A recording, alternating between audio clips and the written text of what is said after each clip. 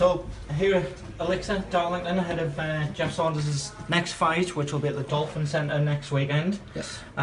First of all, Jeff, how are you feeling coming off the back of a successful outing at St James's Park recently? Brilliant. Same as always, to be honest. Always happy, always smiling.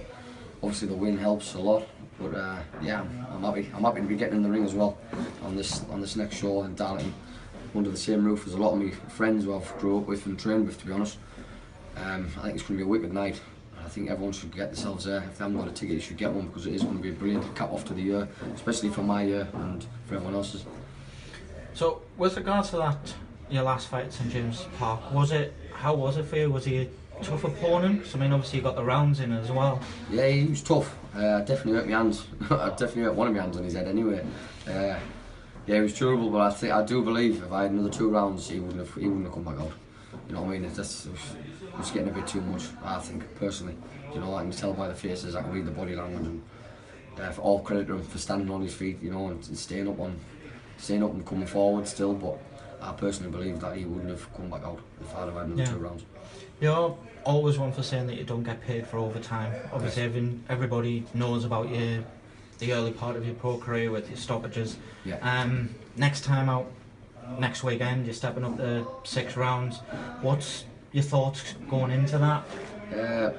It's the same as always. Obviously, 6 rounds, the next 6 minutes is a big difference, believe it or not. So I won't be going out all guns blazing. I'll be finding my range more. I'll be back to my boxing. I think a lot of people forget that I can box, and I can box very good, and I'm very clever with it, you know. So yeah. I'm going to showcase a bit more of that, a bit more movement around the ring, slowing the pace down, you know, taking the fight how I want it to be. So is it a case of now you've got those stoppages, you've got a good couple of fights that's got the rounds in, you've eased yourself into the pro scene, so to speak, as well, haven't you? Definitely, like I say, I'm 25, I've been pro now, it's coming up 2 years, just shy of 2 years I think. I've had 8 fights, I could have potentially had 10 or 11, minus setbacks and whatnot in the gym, you know, but I think I'm happy from where I am, you know what I mean, I'm 8-0, and I'm still 25, I'm going to be 9-0 by next week, I know for a fact I am. And you know, and I like the pace I've went. It's perfect. You know what I mean? I'm just stepping myself up nicely for it. You know what I mean? I don't want to chuck myself in the deep end without really learning how to swim. You know, so I'm happy where I am and how I'm progressing. So obviously, this one's 6 rounds. Next one will most likely be a 6 round going into next year. What's your thoughts with regards to going into next year? Because obviously that's going to be like the breakthrough year for you, really, isn't it? Definitely. Listen, next year I'll have a couple. You know, just another couple of more tests, and believe me, I'll be calling people out. You know, I'm not the one for being a big-headed, like arrogant, whatever, you know what I mean. But at the end of the day, it's a sport. People have got belts around their waist, what I know I can take and have, and I will take them all. Yeah, that's the thing. You want those belts, don't you? So it makes no difference who's got them if they're in and around your weight division. That's who you're going for, isn't it? Definitely, yeah. Like you say, but I don't want to come across arrogant or whatever.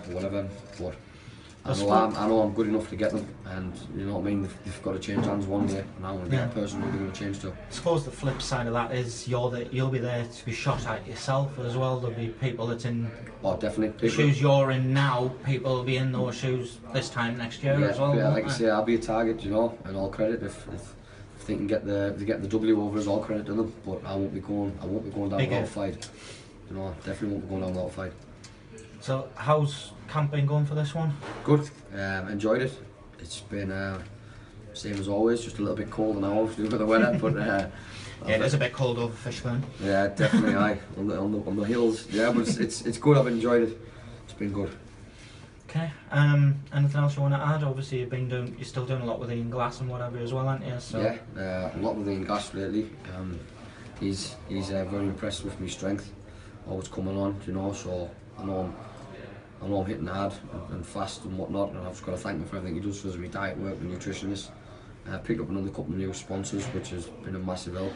Ramside Hall, Hotel Golf and Spa, George Boland's Foods, who brought it with protein, you know, ESRG, who's been there from day one, Premier Road Margans, you know, every single one of them.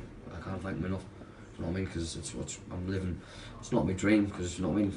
Whose dream is it to be getting at 6 o'clock in the morning running the roads? But you know what I mean. It's helping me progress to my goals in my life. You know. I can't thank him enough, sorry. Okay, right.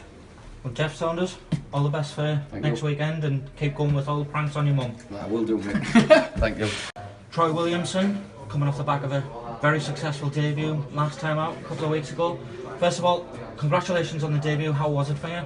Yeah, good. I enjoyed it. Tough opponent, or? Yeah, it was tough and drillable, coming about 2.5 kilo heavier. It was like super middleweight. Coming out the go, didn't just tuck up and do the rounds. So yeah, I thought it was it. Boxed up. You personally, you've had a successful amateur career as it is anyway. You've done the GB side, you've done the World Series as well, haven't you? How have you found the transition from doing that, bearing in mind it is a high calibre that you've been doing, the transition from that into the pro scene? Yeah, found it like natural really, just from boxing as a top class amateur doing the WSBs, I just like professional anyways. And I've boxed like the best kids in the world. I boxed at the Cuban Arlen Lopez who won gold at Rio, so it's not much difference. So it's been smooth, would you say it's been at the minute? Yeah. You also took a pretty decent following up to Scotland with you for the MGM show. How many did you take up there? I've only got 55 went up. So obviously you'd be looking at probably say double, maybe even 3 times that for a home show. It's on the doorstep for everybody as well, isn't it? Yeah, definitely. Is the Troy Williamson bus going to be pulling up on fight night? Might be there just for advertisement. Perfect spot for it as well, isn't it? You can just drive or get the bus or whatever. Yeah, it's on the doorstep for you as well, isn't it? How's training been going for this one? Did you have much time off in between, or was it pretty much straight back into camp again? I had 3 or 4 days off and I was straight back in the gym. Been going alright? Yeah, flying. Still 12 days, 11 days in this, so on the night I'll be flying really. What's sparring been like for you? Do you get out much, or have you got much people come in for it? Or? Like Richard was saying, that's the only person I sparred with, like really around here. I have to travel for me sparring, or Sheffield or Birmingham. So it's not much decent sparring around here. So finally, with regards to you coming into the pro scene now, what is, have you got a 12-month plan in place at the minute or anything? Or? Yeah, just keep busy. 6 fights in the first 12 months and then go and renegotiate my contract. And then just see how it goes from there? Yeah, see how it goes from there. Just climb the ladder as quickly as possible, but at the right time. Cool. Okay, all the best for next weekend, and welcome back to Darlington, Troy. Thanks.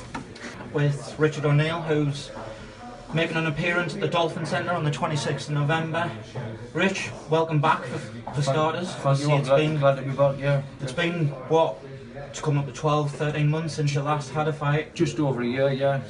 Any specific reason for the inactivity at all? Or? I had a couple of injuries that were niggling us, and I didn't want to let my coaches worry about it. I didn't want to tell them to get them worrying about it. And the injuries were niggling us. I was going to physio and stuff, and I felt that it was time I needed a little rest. I was overtraining. Peter was telling us to have days off. Alan was telling us to have days off. I love to train. I'm fit all the time. Really, my coaches tell us not to train, to have days off. I'm that type of person. I always want to be in the gym. I always want to be running. I tell them I've had days off, and I haven't. And really, it caught up with us, and that's why I got injuries. So this camp, I've done everything right. I've had that day's rest, and I feel loads better. I went to physio, and they sorted everything out for us. My muscles is perfect, and I'm back fighting fit, and I can't wait to be on this show and put on a good performance, really. So how long have you been back in full training? I've been back in the gym now about 4 or 5 months. Yeah, a long time. And I've been training hard. Like I said, I've been getting sparring up and down the country.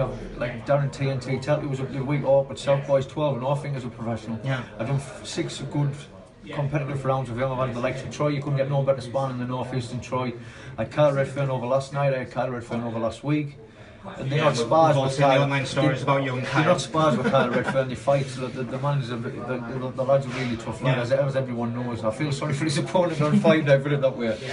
So obviously, everything's going spot on. With regards to yourself, you're still in with Peter Cope Senior and he's Alan been Temple. good to me, Peter. How's it been over the last month or two with him? Obviously, with the build up to this one, now there for you.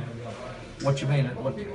How's it been in the gym for you? Because obviously you've had that time out, you've had the It's spot on. you've had yourself, and now you're actually in a full training camp with Peter and the gym's Alan. bouncing, and Peter's always there for us, and Alan's always there for us as well. And like I say, I couldn't ask for more of the both of them. They've always been there for us. They get us the best of sparring.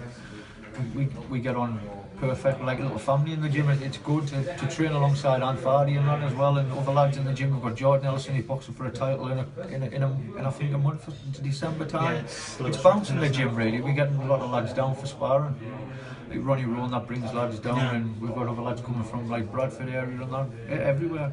So like I say, I'm glad to be in the gym. What's it been like with the lads in the gym? Because obviously there has been a couple of upheavals with a couple of the lads, but obviously Jordan's been there and he's getting out on the road, a couple of losses, picking up a couple of big wins. What's it like between yourself and Jordan, yourself and Anth? How's things with you? We have a good relationship, but we just all put our heads down. We concentrate on our own thing, you know. We talk when we need to talk, but we all train together, and if we need to tell each other things, we will. But we just crack on and get on with our work. That's it. That's all you can do, isn't it? It's all systems go for next weekend. All systems go, mate. Yeah, I can't wait. Yeah. Can't wait. Headed Neil Hepper's second fight since he's come back at Dolphin Centre next week. How are you feeling ahead of it, Neil? I feel good, feel fit and ready. Can't wait to get back in front of the home crowd. Hell of a lineup. You know, we've got Troy Williamson from Darlington, and Jeff Saunders and Steve Cooper. I mean, you've got 4 or 5 lads, well there's 6 lads in total, but 4 or 5 lads that people from Darlington can just be coming to see. It's going to be heaving, you know, so the support's going to be massive. It's always good to be in front of your home crowd. So I just can't wait to get in there fit and ready, sharper and fitter than last time, so hopefully I step up. Yeah, speaking of last time, obviously come back, St James's Park, showdown. Yeah. Good crowd, good venue. What was your thoughts, not only on that, but obviously the comeback itself? You got full rounds in as well, didn't you? Good crowd, hell of a venue. You know, it'll take some beating around here, St James's Park. But no, the fight itself went exactly to plan, really. I boxed smart. There was things, obviously, I've watched it back. There's things that could have definitely been improved on, and there will be improved on, you know, certain areas. But for the first one back 2 years out, I wanted to blow some rust off, and I think it was a good performance to say that I've had that length of time out. You know, and shows that the training memories is different from last time. So yeah, confident, good. So you're going to be looking at, obviously this will be another 4-rounder, you're looking to get another couple of 4-rounders under your belt before stepping up to 6? Yeah, I mean, we'll see what Jeff thinks and see what manager Steve thinks. But me personally, I think I'll have another 4-rounder this time, maybe it's a 4-rounder next time, maybe it's a 6er, and then go from there. You know, it's not like I'm not fit, but it's just getting the fights at the right time, progressing as you go. And finally, are you paying much attention to what's going on in and around your weight division, not just in the area but also in the country? Because obviously you're getting them phone calls, so are you looking to see what is yourself? Yeah, I'm looking. You know, I'm not hunting for anything at the minute. I'm just taking fights as they come, and sensible fights as they come. You know, a couple of people have been mentioned and offered, but maybe it's too early. You know, I've only been back. I've had 1 fight back. You know, but in the future, when I'm fit, when I'm ready, and when the time's right, then fights can happen. Okay, right. Good luck on the 26th, and I'll see you then. Right, Steve, just basically just grab a quick few words with you. Obviously, to build on what you said in the press conference about how excited you were personally about the show, and just how big you see it being in Darlington. It's a big opportunity to put, you know, boxing back on the map.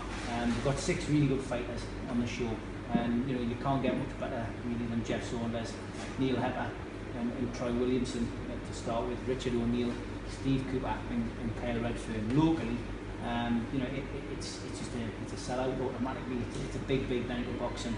It's a big opportunity, and it's only right. I mean, you know, there's been no big shows here since, you know, Stewie Hall boxed here, and it's a bit sad that really. So it's a big opportunity for me to help put boxing back on the map, and you know, with the help of Tracy Saunders in particular, it's been a nice ride so far. You know, we're coming into the final week now. Last chance for people to buy tickets off all the fighters, so it's a big opportunity. Definitely, like you say about putting it back on the map, if someone's been off the radar for that long, usually people would have a lot of problems rejuvenating it, but with a show like this, I would imagine you've had a lot of interest from lots of people wanting tickets. And Lots of interest, yeah. I mean, surprisingly, the VIP tickets have gone very well. Essentially that's how we would cover the show, by selling the ringside tables, and it's a good price. I think £50, and I think it's a good opportunity for people to come along and support the local fighters, and that's not something that they've had much chance to do. And the businesses have got behind it, and that's a good sign, because if the business, the business leaders and the people who own the local businesses want to come along and bring their clients out to a night of the boxing, then they're going to come back if they get a good show. So we've got to make sure that we have a decent show for them, and the 6 fighters on we definitely have. Definitely. You've got quite a stacked card, like you said. There's a lot of good fighters on it, a lot of quality fighters. Did you have much bother picking your run order? Not really. I mean, it's weird the way it works with boxing, because essentially it depends where your opponent comes from. If you've got a foreign fighter, obviously they're here for the night, so it doesn't really matter too much. But sometimes the matchmaker has to do a little bit of fiddling around with the running order himself. He has to promise somebody that can get away early if they've travelled from London, and sometimes it has to be dictated like that. But predominantly what you do is you go with the highest ticket seller and do it that way. But I think the running order is more or less set now. We know who's going to be in the first half, who's going to be in the second half. Ultimately for me, Jeff tops the bill. He's going into his first 6 rounder. Obviously I manage Jeff anyway. But Troy's got a big following. He's done very well. He's only had one professional fight, but he's got probably one of the biggest followings down this neck of the woods. From our perspective, those 2 lads are top of the bill. Hepper, though, of course, again, has boxed at this venue. We boxed on an undercard, when Stewie Hall boxed down here last. So again, he works in Darlington. He's got to be on the second half of the bill. But that's the way it works in boxing. We always get little hiccups, little changes have to happen on the day of the show. But ultimately, it's it more or less picks itself. We're running over on this occasion. Yeah. Just one last question that I can think of that is really pressing and needed asking. Obviously, you talked about in the press conference that you like to leave your matchmaking to the matchmaker. Feels like a lot of promoters are doing. How much of a help do you think that is for your matchmaker? The matchmaker is a big importance really. But ultimately, I think the coaches have to have the say. It's those people who work 8 to 10 weeks in the gym with a fighter.